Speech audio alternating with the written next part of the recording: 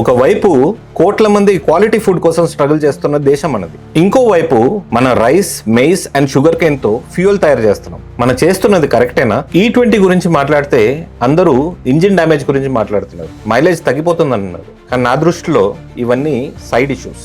ఇక్కడ main issue ఏంటంటే ethanol petrol లాంటి రిసోర్స్ కాదు, అది మన ఫుడ్ క్రాప్స్ నుంచి వస్తుంది. రేపు ఎథనాల్ కి మార్కెట్ లో ఎక్కువ డబ్బులు వస్తే మన ఫార్మర్ ఫుడ్ మార్కెట్ కోసం ఆలోచిస్తాడా లేదా ఫ్యూయల్ మార్కెట్ కోసం ఆలోచిస్తాడా? ఇక్కడ ఇంకో పెద్ద కన్సర్న్ ఉంది, దట్ ఈస్ వాటర్.